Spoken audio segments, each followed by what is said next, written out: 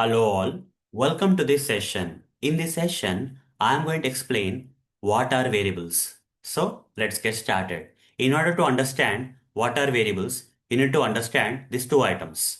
You need to understand what is the purpose of the variables and what exactly is the meaning of variable. Okay, both are different guys. Both are different. The purpose of the variables is to store the data. Okay, the purpose of the variables is to store the data. This is what is the use of the variables in Java programming. What is the use of using the variables, or what is the purpose of using variables in Java programming? It is to help us in storing the data in programs. Okay. The purpose of the variables is to store the data. But what exactly are variables? Variables are nothing but names which are given to the reserved memory locations where the actual data gets stored. Okay. So you may or may not be able to understand this particular statement, but let me explain this so that you will understand. Okay. So if I ask you what is the purpose of the variables, you can say the purpose of the variables in Java programming is to simply store the data. Okay. The purpose of the variables in Java programming is to simply store the data. For example, if you have a statement like int a is equal to 5. In this statement, what is a variable? In this particular statement, what is a variable? Here a is nothing but the variable. In this particular Java statement, a is nothing but the variable. So what is the purpose of this particular variable in Java programming? The purpose of this particular variable in Java programming is to store the data. Okay. In order to store this kind of data, we use variables in Java programming. That's what is the purpose. But what exactly is this variable? This variable is nothing but a name which is given to the reserved memory location where the actual data gets stored.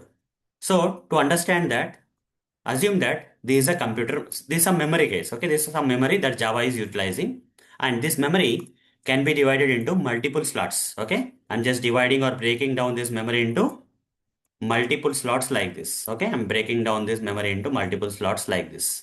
Okay, fine. Now, when I say int a is equal to 5, what is the data? This 5. 5 will get stored in one of the memory location of this memory. Okay, there are a lot of memory slots. In one of this memory slot, the data 5 will get stored. For example, here 5 got stored. Now, so this particular memory will have a memory location. It will be like this 10110001. Okay, this particular memory location where the data 5 got stored has a memory location or address as this one. So this memory location have different address. Okay, and this memory location has a different address. Every memory location or memory slot in this entire memory has a different address. Can I remember the address? Can we remember the address for each and every data? No, right? That's why we have to give this memory location having some different address a name. That is nothing but the variable case. Okay. So if I give a here, okay, when I say a is equal to 5, int a is equal to 5 or something, what will happen? A will be given as a name to the memory location where the actual data is stored in the computer memory. Okay. So what is A guys? A is nothing but a variable. Okay. A in this example is nothing but a variable which is nothing but a name given to the memory location where the actual data is stored. This is what is nothing but a variable. Okay. This is what is the actual meaning of a variable. Variable is a name given to the memory location where the actual data is stored. Just imagine in real world, we use mobile phones. Do we remember any, do we remember all the mobile numbers that are saved in your mobile phone? No, right? What do? We name them.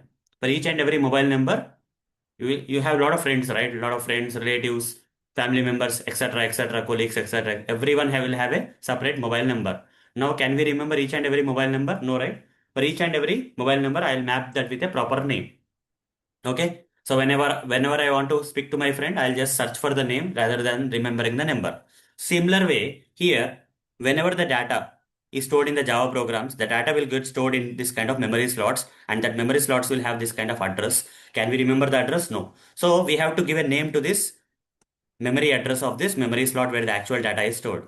So that is nothing but the variable. Okay, this is the real meaning of the variable, guys. But the purpose of the variable is to store the data. Okay, the purpose of the variable is to store the data. When I say int a is equal to 5, In the memory, it will be like this. 5 will be stored in a memory location. So we cannot remember the memory address. So we give the names, variable names like this, okay? To refer to this particular value that is stored in the memory. Okay, to retrieve that value from the memory location, we give the variable names.